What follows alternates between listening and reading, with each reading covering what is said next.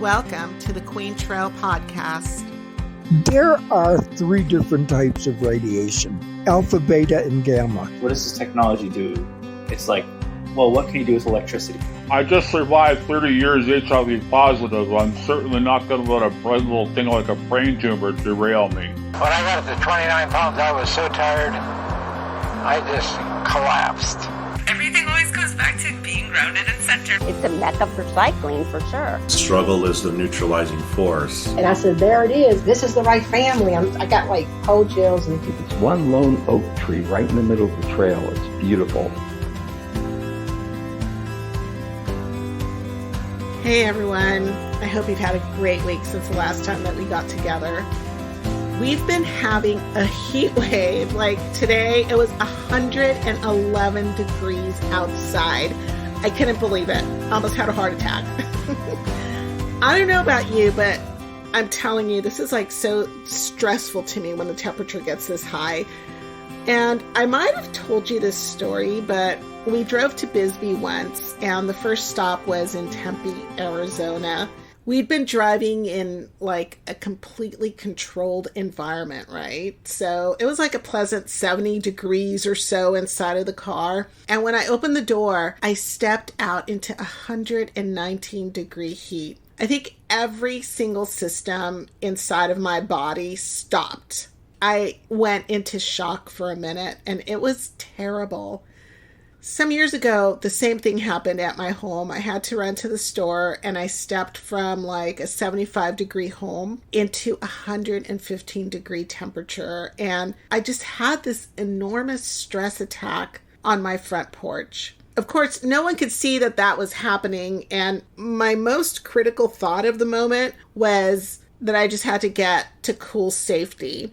But what I do remember about that is I got into my car and I must have still been freaking out because there was kind of like this mindlessness about the way that I was driving. And I was kind of bordering on road rage. And at the same time, I was noticing that there were other drivers on the road with me also bordering on road rage or actually full on engaging in it. After I got home and, into cooler temperatures and I had my glass of ice water, I thought about it and I realized that the human response to extreme heat is to freak out. We're just not designed to go from like 70 something degree temperatures into 110 degree plus in a blink. And I think that's happening a lot right now.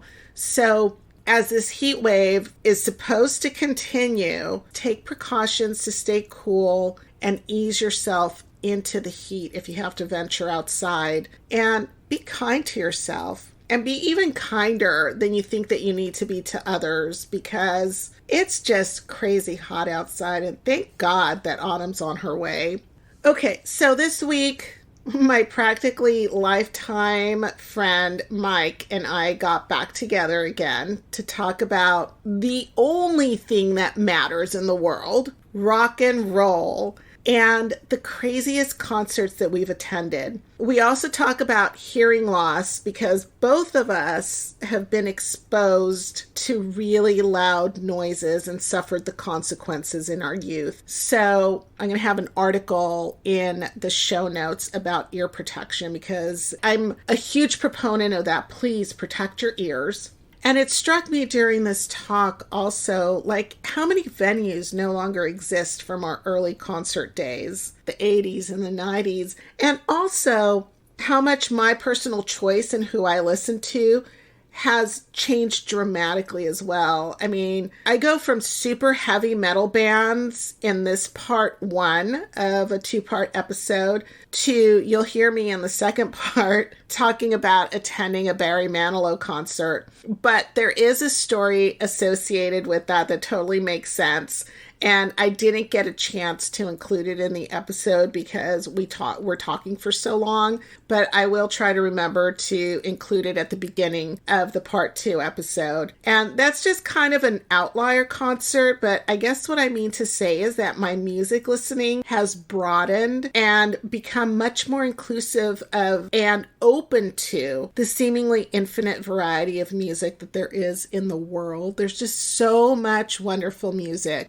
Music is the universal language that connects us all. So here we share the one that is referred to as rock and roll. So please grab a cuppa and join us on this journey down memory lane and our moments with many a great rock band.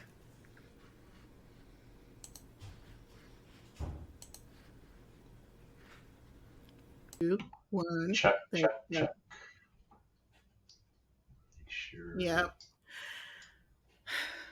And do you see your, okay, I see your voice waves, your audio waves. Chuckity chuck. There it goes. There we go. Okay. I see. Yeah, at the bottom there's a little mechanical thing. You can change all kinds of stuff on here. But see, I really like this because you see how we each have our own track. Yeah.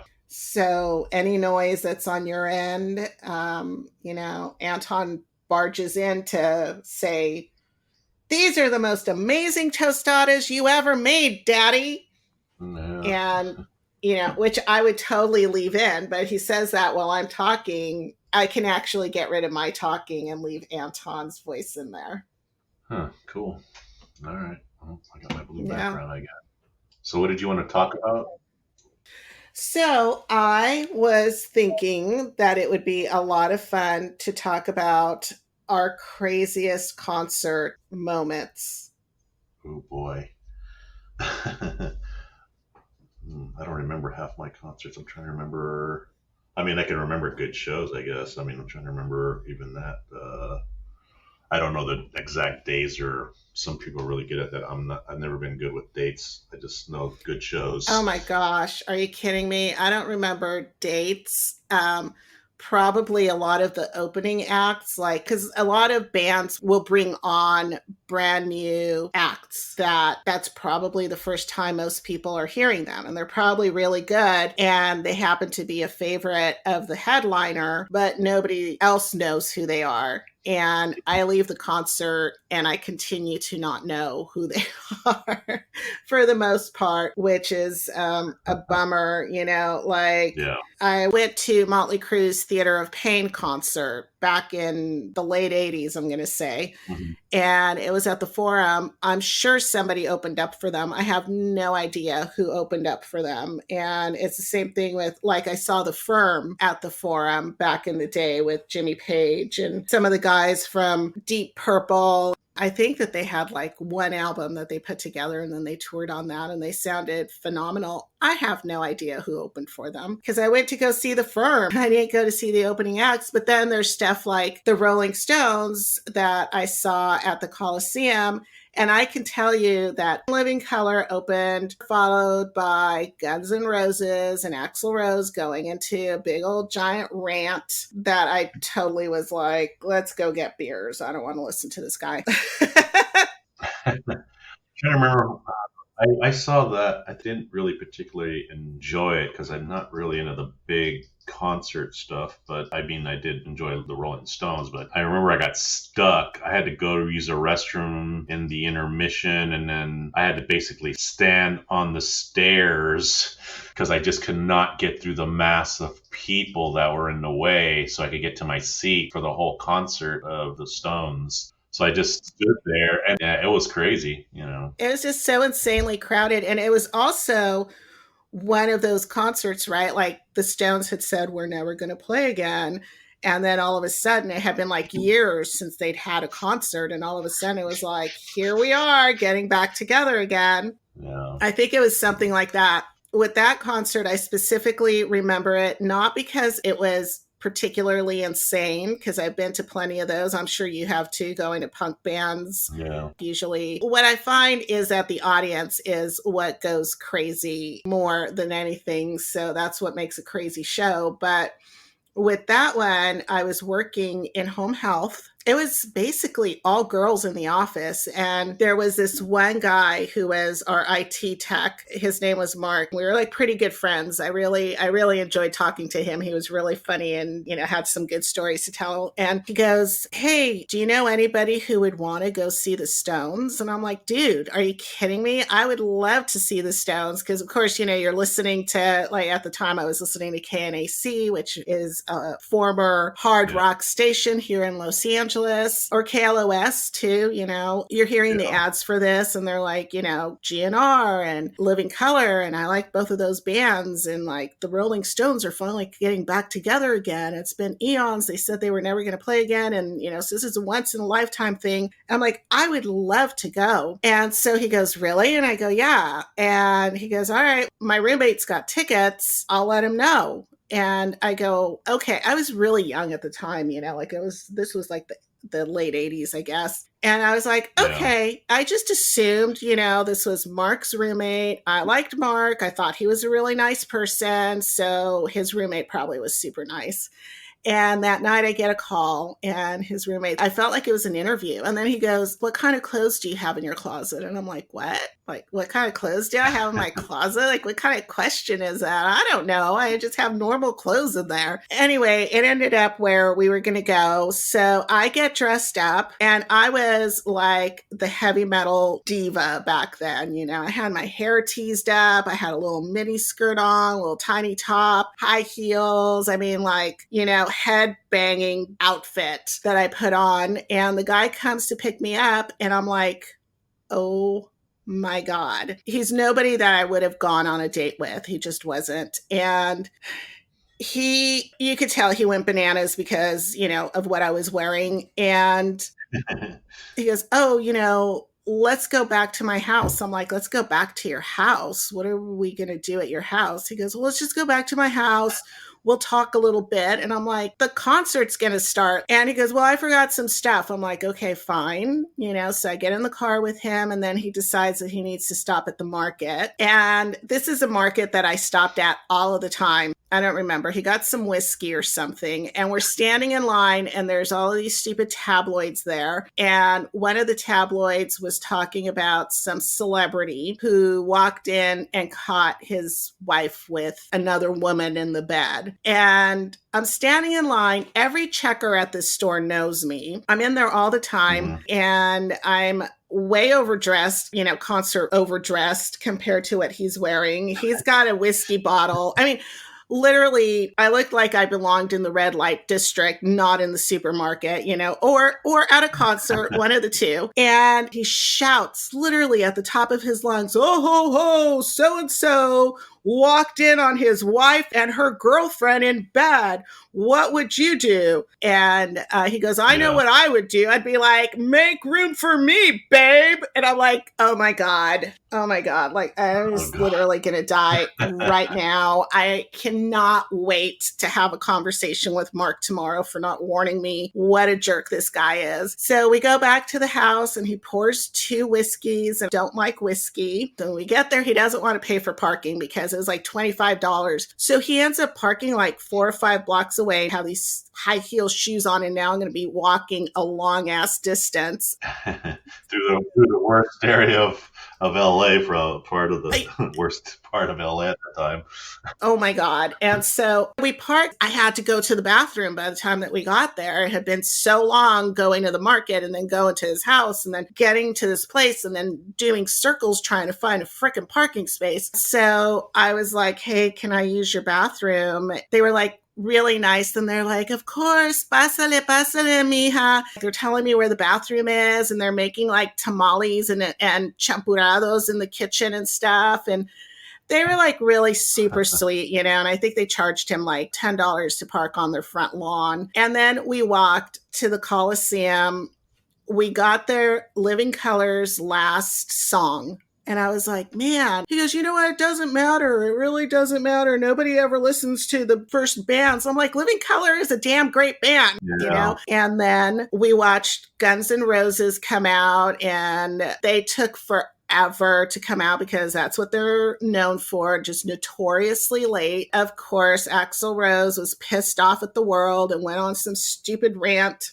And these were damn good tickets. We were on the field, like second, third row. Yeah, I almost forgot that Guns N' Roses was there because, for one, I didn't really care for that band. And then, yeah, the amount of talking that Axl Rose, all talk, no substance or whatever. But I totally forgot about that. But yeah, I remember Living Color. I did like them a lot. So. Yeah. Well, you know what I do remember is that I wished that they had flipped it, like for Guns N' Roses to come out first and Living Color next. But that's my druthers, and, it's the way it worked out. So we got some beer, came back and sat down, and I'm like, all right, I'm going to enjoy this show. I think we came back like last song for Guns N' Roses. And then here comes the Rolling Stones, who are just total badasses, right? Like every song was great. They had the blow up girls sitting on the stage and rocking to Brown Sugar and Honky Tonk. And this guy's like a freaking octopus. His hand would land on my knee and it would climb up my leg, and I'd feel him like tugging the hem of my skirt, and I'd pick his hand up and put it back on his lap. And then he would put his arm around my shoulder, and I was like, ugh. The hand would start coming down lower on my chest, and I'd grab his hand and I'd be like, oh, I really have to move my hair. And the whole time I was playing defense against this guy. Jesus. And I thought at the end, he wanted to get one of those shirts with the trademark giant mouth, Mick Jagger's lips, right? Yeah. Can't find it anywhere. We're like walking all over the place looking for one of these shirts for him. And I'm like, oh, look, there's a place. My feet are killing me. I really wanted to call my dad to come and pick me up. And it was like so late at that point. He finally gets his shirt. I'm like, oh my God, I just have to get back to this car and get back home. I'm, looking around for a payphone, actually. That was the thing back then. Yeah, there is no cell phones. Yeah.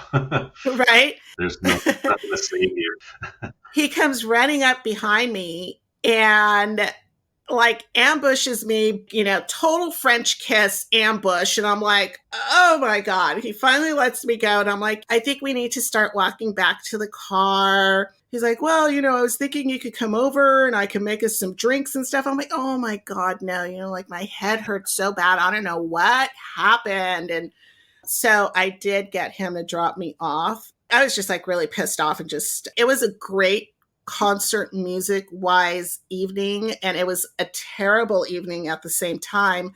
So I get back to work the next day, and Mark's like, so how was the concert? I don't even remember this guy's name. I guess I was trying to put him out of my memory. Trauma. He had trauma. Full on trauma. And I'm like, oh my God. And he goes, I know, Bob or whatever his name was, said that it was so great, and he really wants to go out with you. He can't stop talking about you, and he just thinks that you're so amazing and stuff. And I'm like, you know what? Here's what Bob did. I had to take his hand off of my lap at least 90 times. He was trying to touch me, touch my chest. I'm like, he was a total octopus, Mark. I know that it's not your fault, but I just want you to know who this guy is, just in case he asks you to get another girl for the next concert that he goes to, because he's a pig. And he kissed me, and I had to tell him I had a headache. And I'm like, yeah, it totally wasn't cool. I loved the concert. And if it would have been any other personality type, I would have been totally gushing about it today, but it sucked. I mean, it just fucking sucked. Yeah. And the shadow crossed his features and just got kind of a little bit serious and was just nodding his head. And I thought he was mad at me. 2 days later, he comes by my desk and he goes, Bob's gone.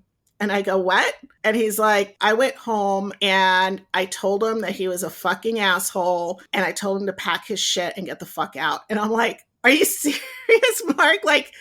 Oh my God, no, that's not what I wanted you to do. He's like, no, I will not have people around me who treat my friends like that. And I'm like, I just loved Mark so much in that moment. That total chivalry. Yeah. I couldn't believe it. He was like really pissed off, and I had told him, I thought that you were kind of mad at me for telling you what happened. And he's like, no. He goes, I was mad, but not at you. I'm really sorry I put you in that position. So that's why that concert is memorable to me. Yeah, I mean, my own thing was like, I'm not used to big concerts. I don't particularly like them, but I like the Rolling Stones and Living Color and Guns N' Roses. I could take and leave. It didn't really matter to me. But mine was just a mass of people. I mean, I had to go get a drink and then go use the restroom, and I come back and there was so many people that I couldn't even get back to my seat. So the whole time I had to see the Stones on the steps. Oh my God. Did you attend by yourself? No, it was me and my brother, and I haven't gone to too many of those really big shows, but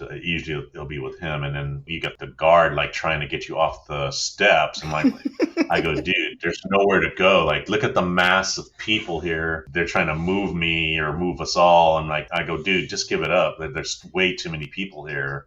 I mean, I like the show. It's just that was just standing, instead of being at my seat with my brother enjoying it was kind of hard, but right. It was fine. And he was like, where'd you go? I was like, I couldn't even get back. I couldn't even get to the seats because there was so many people in the way. And he's like, wow, yeah, there was a lot of people here. And I guess my agoraphobia gene probably was kicking in with all the people around me. But yeah, it was a good show. But yeah, I didn't have the experience you did, thankfully. I mean, that guy's probably like some big time serial killer at this point. Yeah, I mean, he didn't give me those vibes. He gave me more of a desperation vibe. He was kind of like well, I just always go to those shows, and it's always there's always those weird couples there. Like I don't know if it's like they just got together, and like you're like, man, what do they got going on?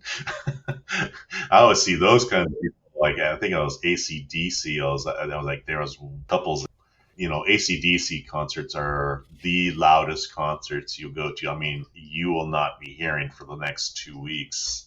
Yeah, I have an AC/DC story too. But just real quick, the guy looked like the Napoleon Dynamite guy, except for with black hair and much heavier. So of course, every girl was like a total metalhead, would dress to the nines. Like there was a look, right? The leather jackets, the tiny mini skirts, the high heels, the hair. So I think he just hit the freaking jackpot and had no clue how to behave. But that's also no excuse for behaving the way that he did. If you don't know what to do, keep your hands to yourself. Gosh, Pedro, help me out here.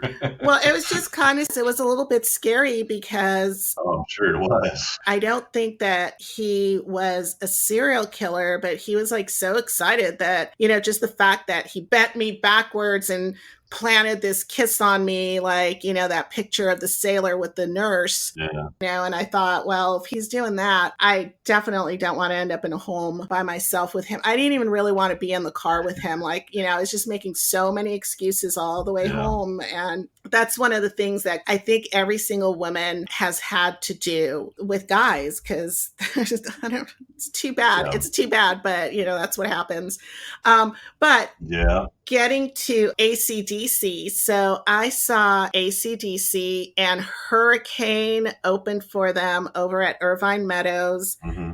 It was such an amazing concert. And you're right, they're like one of the loudest bands. And Hurricane was so rock and roll. I mean, they had like fans underneath the guitarist, which probably was really nice for him because I know that it gets really hot up there. But like his hair was blowing all over the place and the lights were set up just right. And he's just like shredding on the guitar and everybody was going out of their minds. And, it was really good. And then Angus comes out in his little schoolboy outfit and it was completely nuts. And so, of course, it starts getting more and more crowded as the headliners come in. And this was back in the day before all of the different permutations that Irvine Meadows went through. Yeah. So the parking lot, like you had to park a quarter of a mile away and the parking lot was all rocks and potholes and stuff. And, we're like walking to our seats and you'd have to go all the way around and around and around. around the arena several times. And these girls show up, total headbanger girls. They've got their hair cropped. They look like female Motley Crue band members. We all did. And they've got this huge purse and they're going through the purse and they're kind of like fixing each other's makeup. And they pull out this enormous can of hairspray, like 3-foot high can of hairspray. And I'm like, I'm going to get like totally hit with hairspray in the face. One of them's holding in, they're giggling and laughing and just having this great time. And then the other one digs into the purse and the one with the can starts hitting the button on top and spraying away from themselves. And the other one flicks a lighter and they turn it into a blowtorch. And I'm like, oh my God, I am going to die. They were literally in the seats right in front of me. I'm like, that thing's going to explode. I'm going to have shrapnel in me. This is going to be terrible. That clearly did not happen. The security came and kicked them out of the arena. It wasn't very long later, not very long at all. You know, those spinning flower firecrackers that you used to be able to get at the Safe and Sane place. Somebody was lighting those and just flinging these things through the air, and they were just barely going over the top of my head and landing a couple of rows in front of me.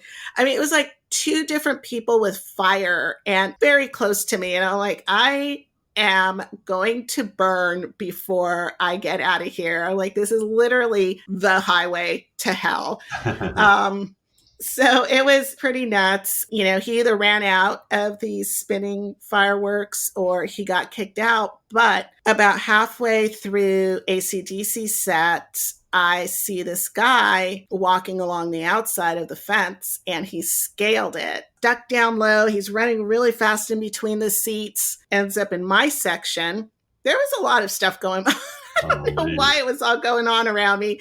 And the security guard goes walking by, walks right past him, and everybody around is like kind of like giggling and like, you know, the guy got away with it. And the security guard turns around and comes back and grabs him and slammed him down on the ground. And a second security guard shows up and they carry him out. That was not the only crazy concert I went to, but that was definitely one of the craziest ones. And it was so good. I mean, you know, you just like hear them playing Highway to Hell and you hear those bells at the beginning or High Voltage Rock and Roll. I don't even know if that album was out, but you know, like they played them, you know, all the songs that you just want to hear. So it was pretty kick-ass. That was a really good show. Yeah, they got a ton of albums that they can obviously pull from. And I mean, I don't even remember any of the opening bands. I just remember that being loud. I mean, one of the shows was so loud, I couldn't hear for like 2 weeks. I mean, anything. So, and most of the time, you know, it was that way with that particular band. And then, I mean, I even had earplugs, in which I've been wearing to most of the concerts now. I have this, I mean, you can still hear the music. It's not muffled or anything. It's got a coil inside of it. So I can actually hear the music normal. It just doesn't penetrate the inner ear as bad. So, I mean, those saved me quite a number of times. And even those things couldn't save me from AC/DC, especially that last tour they did. The auditory barrage of pain, right? Yeah, definitely, yeah. Yeah, I was going to ask you about earplugs. I had gone to see a smaller band. I think the band's name was Juliet. And this is when I would go to the Sunset Strip like every weekend, and we'd be in all of the different clubs that were there. And so I saw them at the Whiskey. We had gotten there early enough that we were up against the stage, and they had these enormous speaker stacks. And it was so loud that every time that there was a beat, my hair was flying off of my forehead and flying back. And it felt like a second heartbeat, but it felt like a freaking hammer in my chest, like kaboom, kaboom, kaboom. I think I probably did realize this is probably not the best thing for you, but I didn't think that it would be a problem. And the next morning I woke up because it felt like my ears were bleeding, like both of my ears were bleeding. And I freaked out and ran into the bathroom to look. There was no blood coming out of them, but it was that bad. My ears were in absolute agony for at least 3 days. I thought I was going to be deaf. I'm sure that I caused all kinds of hearing damage at that particular concert, and that was many years ago. So now I do use earplugs. If I forget earplugs, I'm running to the bar to get a napkin that I can roll up and stick in my ears, or, the bathroom, whatever, but I'm going to stick something in my ear to protect them. I would like to be able to hear things when I'm 90 years old. Yeah, I mean, I've gone to so many concerts. Now I have tinnitus, so I definitely have to protect my ears as much as possible. So, I mean, yeah, losing your hearing for 2 weeks is not the most pleasant feeling. So you lost your hearing for 2 weeks from the AC/DC concert? Pretty much, yeah. I can only hear muffles barely, and I mean, it was such an extremely loud concert. And my brother, we couldn't hear anything. And wow. Was it painful? Oh, yeah, it's extremely painful. Yeah. Well, just imagine hearing people and it's very muffled. And, like Brian Johnson actually suffers from hearing loss now. And I'm like, God, how could he not? I mean, the concerts are like extremely loud. And I mean, I have a constant humming in my ear all the time. That's why I always have like white noise going, because if I need to go to sleep or something, I like that white noise to filter out the noise of everything else. But, there's ways around it. I mean, when you get hearing loss, you're supposed to hydrate. That helps out a lot. And it just takes time because your ears are really vibrating quite heavily, and going to so many concerts and then also being in bands, I didn't really take care of my ears as well as I should have. I don't think we think about it when we're younger. I just imagine all of that protective cilia in your ear canal just laying down. And I mean, it felt like my eardrums had ruptured. Yeah, they kind of do almost. Yeah. And there's a movie called Sound of Metal. And that's like, to me, that's a horror movie to me. Yes. I mean, I could see like people getting butchered like no tomorrow, but that movie scares me more than anything else, because that's reality. Like that could happen to anybody. Somebody just losing their hearing completely. Such a good film, and so tragic. And yeah, I mean, I felt like I had a very vested interest in it just because of my experience. Yeah. Like, I will never forget gasping as I sat up and running to the bathroom, because it really did feel like there was blood pouring out of my ears. Yeah, it affects your equilibrium too if it's pretty severe. Like I have a problem with my equilibrium every now and then. Another time I lost hearing was at a Black Flag concert. It was not only loud, but I also got trapped in between the speakers because there were so many people in there. And I think that was at Dancing Waters. And yeah, I lost my hearing. It wasn't for like 2 weeks though. It was only for a couple days. But at that point, I'm like, well, I'm going to try to protect my ears as much as possible. And there wasn't very much back then. You could get those little spongy things. Luckily, the technology is a lot better. That's why you'll see musicians, they have those things around their ears. Those are their speakers. They don't have to listen to the main feed like bands did in the 60s and 70s, where they lose pretty much all their hearing. No, totally. I played taiko drums for a while, those big Japanese timpani-like drums. Yeah. And one of the first things that they said was, you need to have ear protection while you're playing this. And so they sold some really amazing earplugs. You could still hear what you were doing. It just wasn't damaging and I still have them reusable. So I wear them to concerts. And I trained my kids to protect their ears whenever they would go to concerts. It was like, I had 3 packs of earplugs. And like even now, Sophie will be like, oh my God, we forgot the earplugs. I'm going to go get us some napkins, So you can still enjoy it. I mean, definitely enjoy it and hear everything. And it's still good. You just aren't getting, like you said, that deep inner ear damage going on. Yeah. Trying to think the last concert I went to that was extremely loud. Yeah, I went to go see Woven Hand. That was the last loud one, and the guy just blared everything. It was really distorted. Even the band was trying to lower the volume down, but the guy wasn't listening. And it was in a really small place, but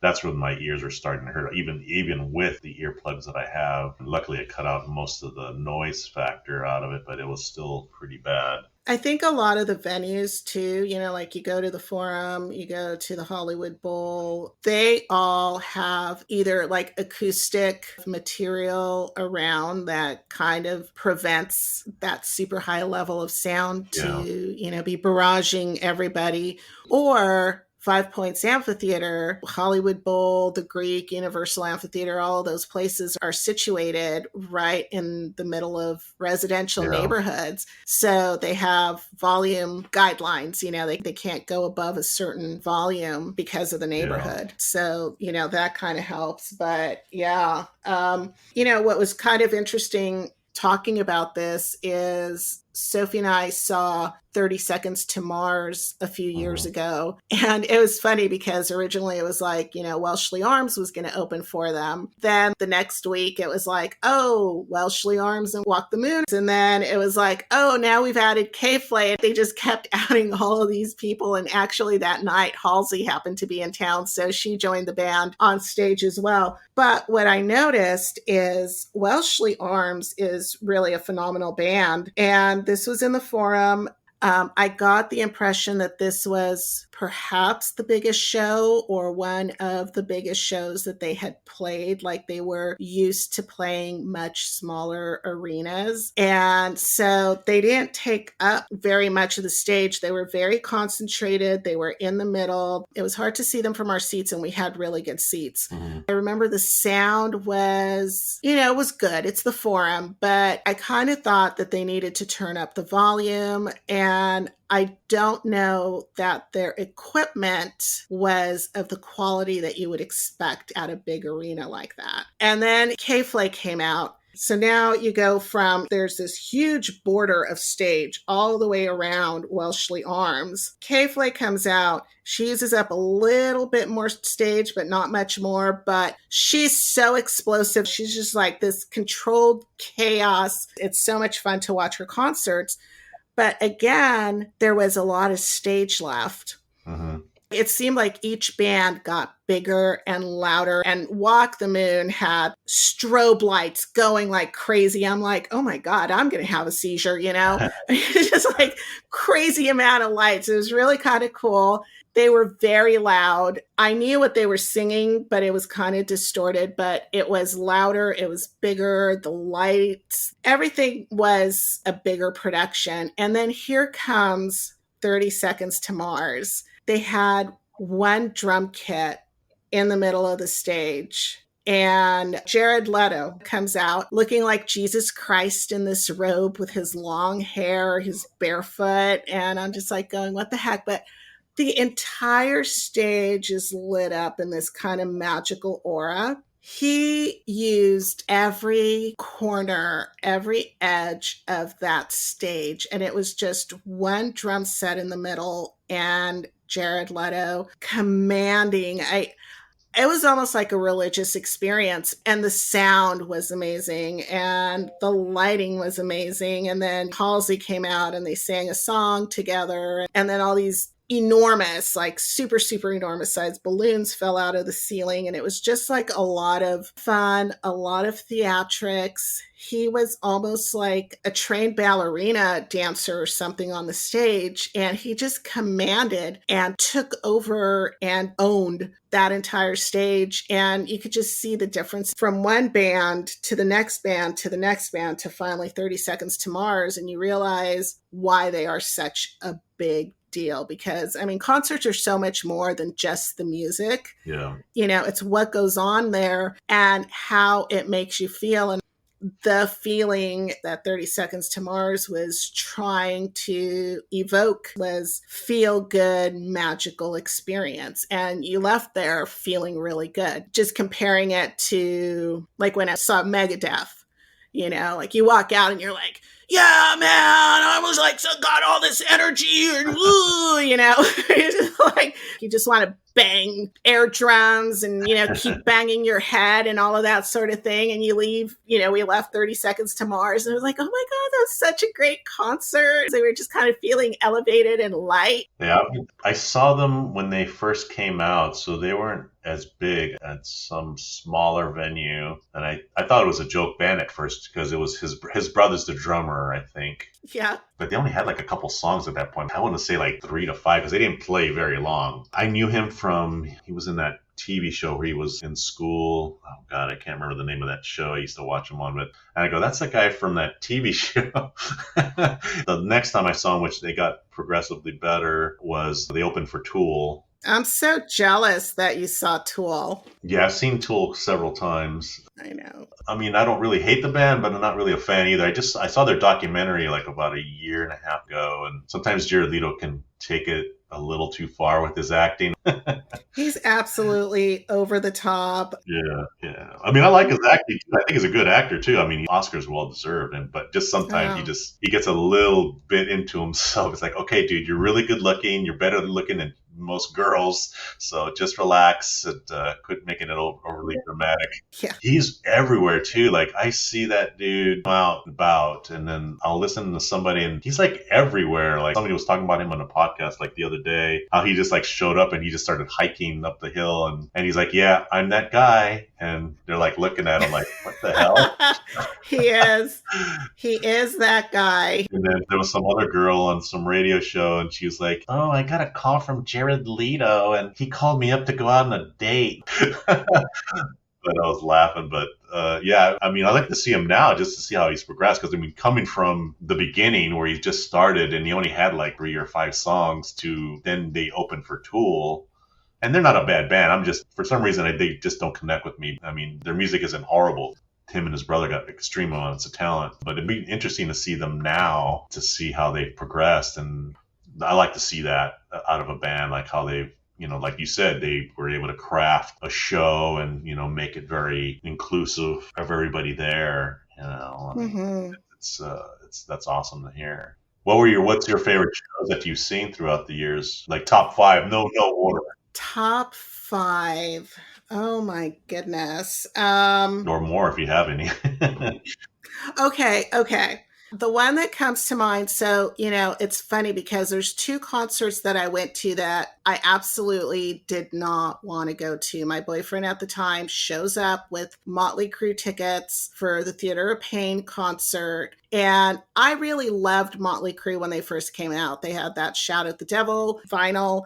I had 2 cassettes because I wore out one of the cassettes. I mean, I just freaking loved them for whatever reason, you know. And I think they came out when I was like in junior high school. So there you go. Yeah.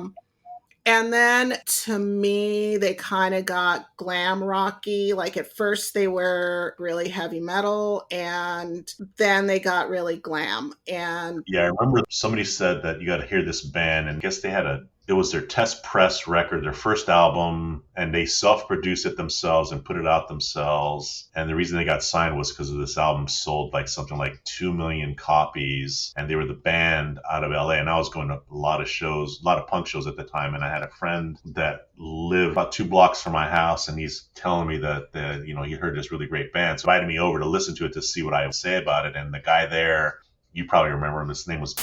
He was a drummer. I don't know. Did you know him? I went to school with him, so yeah. Yeah, same here. I mean, I didn't know him at that time. That was my first time meeting him, and he's like telling me, "Oh man, you're gonna love this band. They're so great." And first thing out of his mouth was like, "The bass player writes all their songs, and he's better than Geddy Lee." I'm like, "Okay, now you've thrown the gauntlet down." They play me the album, and I go, "That's no Geddy Lee," and I walked out.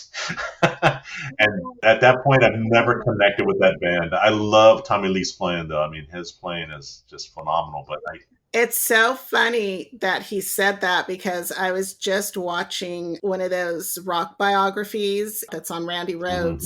The surviving members of Quiet Riot, because Randy Rhoads started Quiet Riot, were, you know, talking about when Randy got picked up by Ozzy and then they needed a bass player. So he got Rudy Sarzo to be the bass player there at the beginning. And the Quiet Riot guys started to try to put the band back together again. And they got Nikki Sixx, and Nikki Sixx didn't know how to play bass. So that's so funny that he would say that he's, you know, better than Geddy Lee.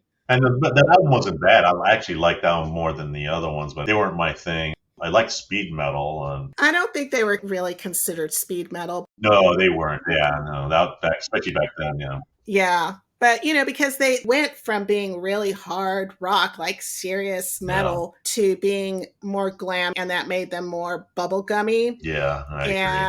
And, so here comes my boyfriend at the time with these tickets to go see Motley Crue. And I remember I wasn't thrilled to go see them. Maybe you can go with your friends, whatever. And I did end up there.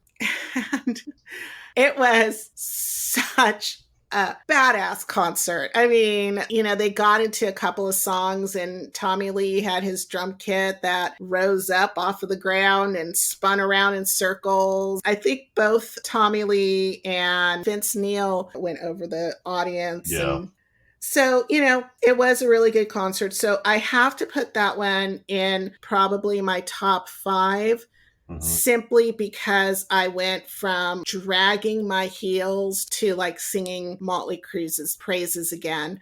My second concert that is slightly similar, that is way up there as well. We went to go see Black Sabbath, and it was one of the last shows that Ronnie James Dio fronted before he passed away from cancer. Opening for Black Sabbath was one of my favorite bands, Queensryche. I just love them.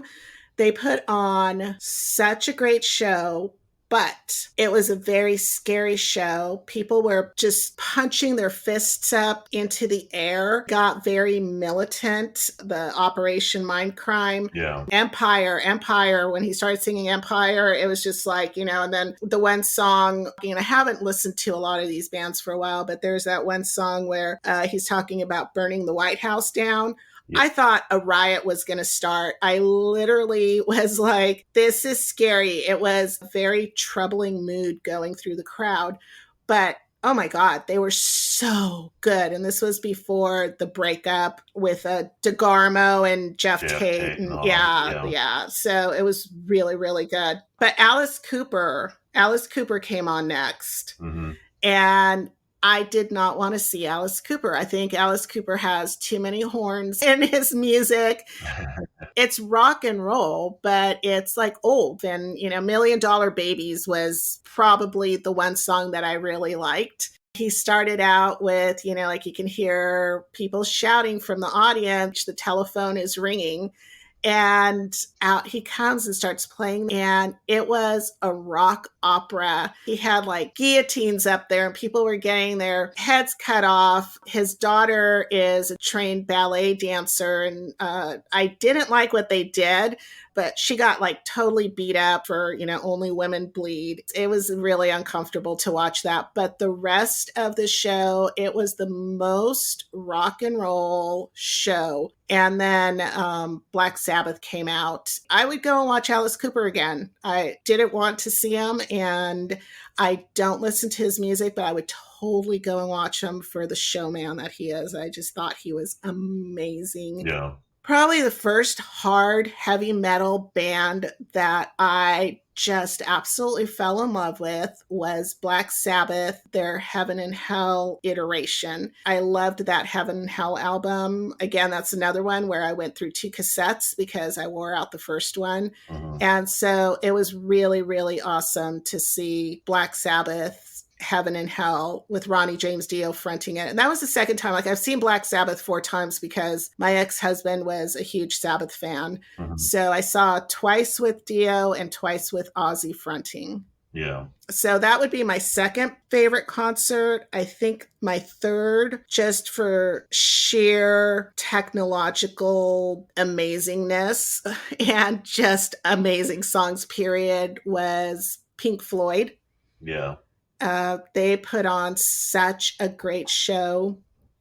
ZZ Top was really, really, really good. God, now I got to get to number 5. I've seen so many good shows. Well, that was only 4 shows, many bands, but that was 4 shows. Probably the 30 Seconds to Mars would maybe be the 5th one that I thought was really good.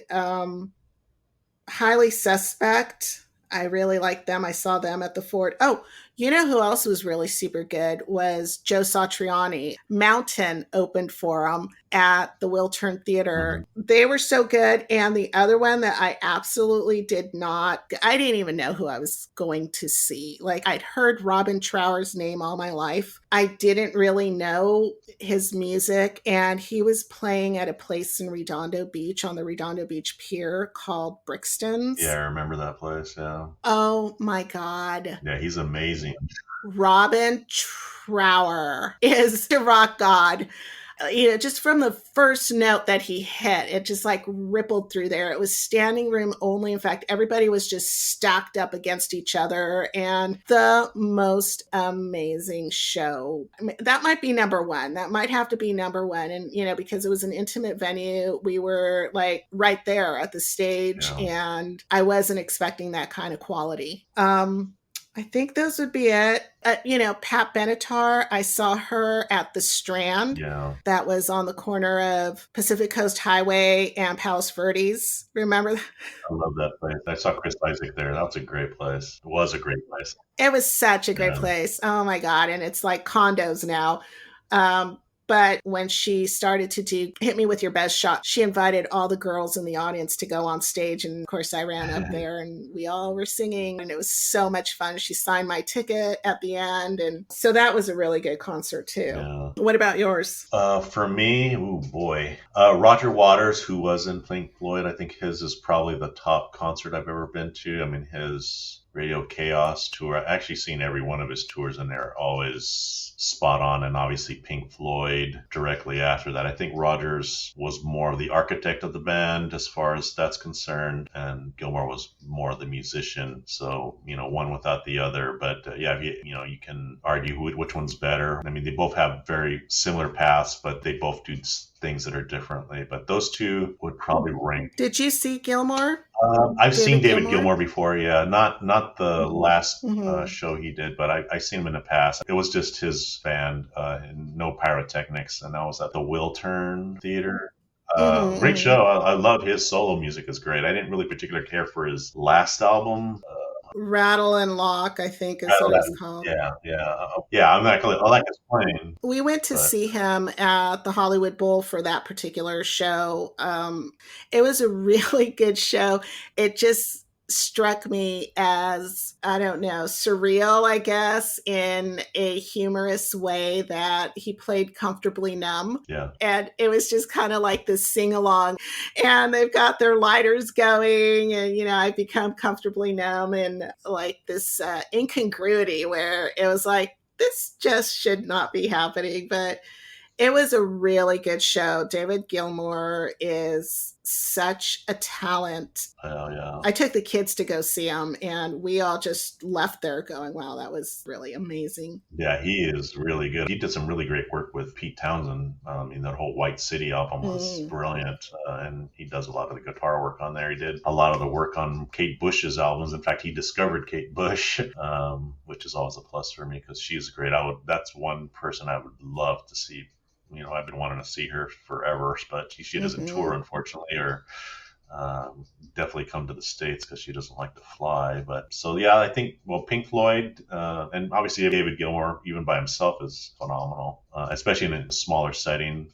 The Who would probably be in there somewhere, and same with the Rolling Stones, seeing those just icons. I did not see The Who. I had always wanted to see them. Yeah, that's. I mean, those are big bands for me, and that's probably about the. If I could see the Beatles, I'd probably see them, but they're not around. And then I would love to see Simon and Garfunkel, but it don't look like that's going to happen. Other concerts that I've been to that I like, Tool at the Wiltern was great because it's a smaller setting. Actually, when they played what was called the Kodak Theater back then, it was Live Nation. That's where I saw them. That was a really good show. That was a tiny show. And I saw them with King Crimson, and that show was phenomenal too. So that got to see two really great bands. King Crimson is one of my favorites also. So that's a good show. De Kreutzen, a punk band out of Milwaukee at the Anti-Club, which is an extremely small, it's probably the size of my room, seeing that great band. And they unfortunately, they were never given their due. They probably the architects of the grunge movement, unknown to most people, but I believe that band gave the grunge movement their sound, and they're phenomenal players. And then what else would I say? Black Flag at Dancing Waters. It was Des Cadena was singing at that point. I didn't like Black Flag with Henry Rollins per se, but he was the best performer. He was a phenomenal performer. I just never liked his singing. So, but Black Flag's in there. You mentioned the Waters Club. I saw Armored Saint there. Yes, that's a good band. Yeah, that's right. You're right. So Armored Saint and Metallica at the Palladium. That was a great show. You just remind me of that one. Yeah. That's with Cliff Burton playing bass. And then before they hit it big, that was a tiny show. And I think 16 Horsepower at, what's the one over there in Santa Monica Boulevard? The Troubadour. And then 16 Horsepower. So 16 Horsepower became Woven Hand, and any Woven Hand to me is a great show. I've been to every one of the shows that they've ever played. I mean, that band is a religious experience. And I mean, the guy's a preacher basically, and with the guitar.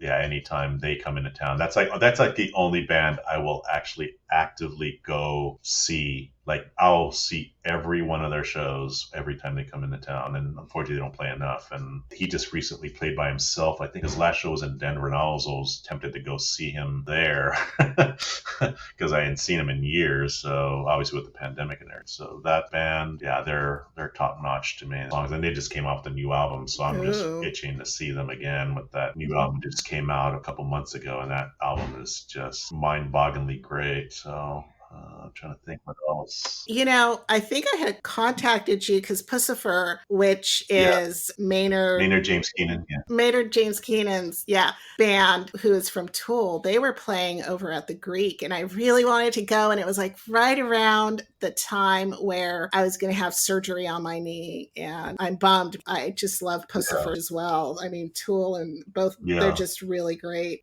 Yeah, there's APC. I saw APC. I saw A Perfect Circle, right? I think it was their first and second show. They had just gotten together and they were doing some test shows, and I saw them at the Key Club, I guess is what it's called, the old Gazaris. Oh, yeah. Yeah, so I saw them there. They were doing a benefit for Keith Morris from the Circle Jerks, and that was a great show, too. Yeah, I wouldn't mind seeing Puscifer. That would have been. I think we were both doing something, and then your knee was giving you problems. And then just the parking situation there. Yeah, my knee was giving me too much. Like, I've been feeling so old, you know. I'm starting to get on the other side of it now, but it was like, you know, my knee hurts too much, and I'm gonna have to walk too far, and the parking sucks. So no, we're not going. That's really how I felt, and I was just like really upset that I missed that there'll be more. There'll be more. Oh yeah. And the cost too of these shows. I mean, I was going to go see Tool, and the last time I saw them was January prior to the pandemic, and those tickets were just insanely expensive. But I mean, we don't go to that many shows, so I was like, well, I mean, I'll fork out though, whatever it was. I mean, my brother went and saw them in Vegas because everything here sold in like 30 seconds. Yeah. And Vegas had tickets, so we went. I think that they were out recently too, or at least I saw, you know, like in the last year or so. They're touring. I saw tickets, and they were really expensive. And even if you really like the band, sometimes the price is too much. What it is it's the resale tickets. So you got to get the tickets right when they go on sale, or the pre-sales are usually the best. Otherwise, it's going to be a lot. Rock on.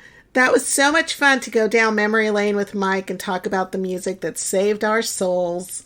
And don't forget to come back next week when we talk about a bunch more bands that we didn't get to in this episode of Long Live Rock and Roll with Mike Acosta.